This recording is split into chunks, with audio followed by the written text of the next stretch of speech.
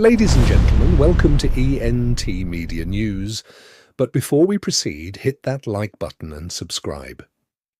Today, we bring you an important international development involving Uganda's opposition leader, Bobi Wine, also known as Robert Kyagulanyi. At a recent global summit focused on democracy and human rights, Bobi Wine delivered a strong and emotional address to international leaders and human rights advocates. In his speech, he spoke about the political situation in Uganda, concerns about democratic freedoms, and what he described as challenges facing opposition voices. In a moment, we will play excerpts from his remarks at the summit. Listen carefully as he outlines his message to the international community and his appeal regarding Uganda's future. Here is Bobi Wine speaking at the summit. Museveni and his thugs denied their crimes. They killed our people and denied it. They tortured people and denied it. They raided our houses and denied it.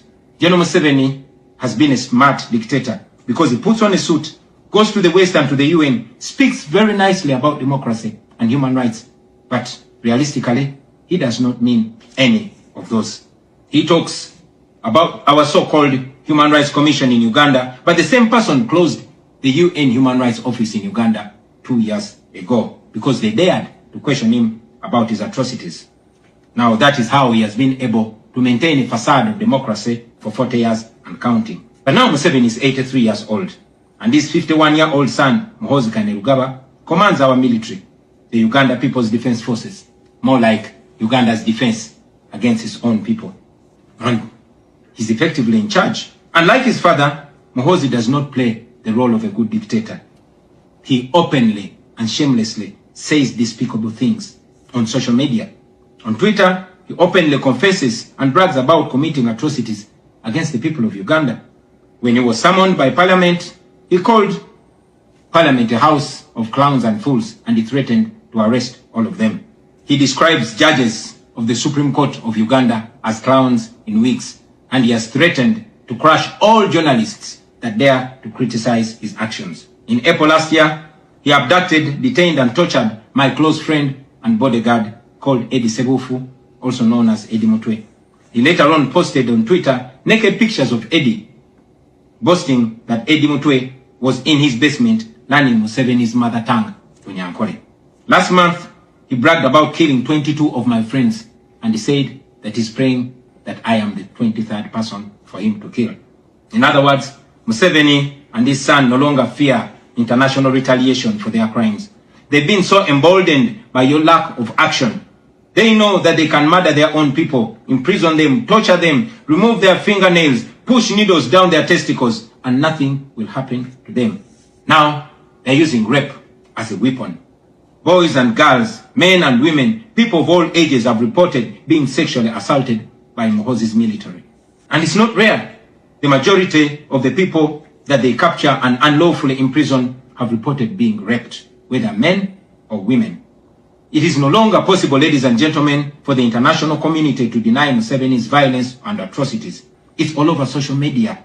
And today, I am talking about it to you. Now, this is our call to action. The way I see it, if the international community continues to be complacent, then Uganda will go from bad to worse. Museveni and his son's military will massacre many more innocent Ugandans. You, ladies and gentlemen, in the Western world, will be forced to grapple with millions of Ugandan refugees pouring into your countries. And maybe then, the international community will come and commiserate with the people of Uganda, just like they did after the genocide in Rwanda, but it was too late. The second option is that the international community rises to the occasion. You stand by the values that you profess, democracy and human rights.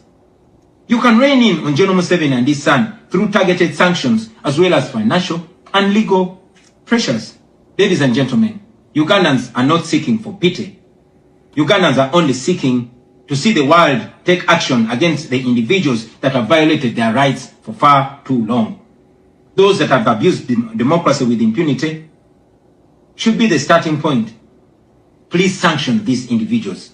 Sanction General Museveni.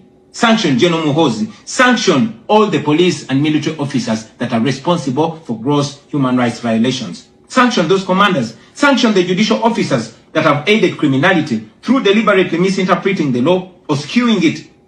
Those that normalize electoral fraud. Those that remand to prison suspects that should actually be sent to hospital.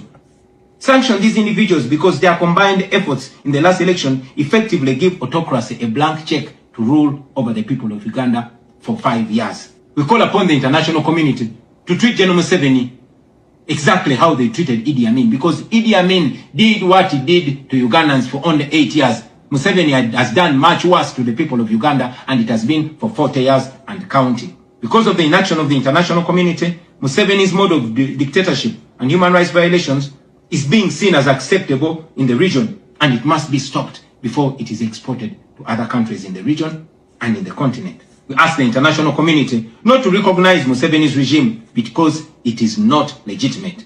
Please terminate any forms of cooperation with this government because he is not legitimate. On our end, as the people of Uganda, we are committed to non-violent means of changing our country, non-violent means of putting an end to this 40-year-old dictatorship. And you can be sure that the people of Uganda will sooner or later free themselves, because oppressed people cannot stay oppressed forever. With your help, friends, with the help of the international community and development partners, we can change our country. We can liberate Uganda before it is too late. I thank you for listening to me, for God and my country.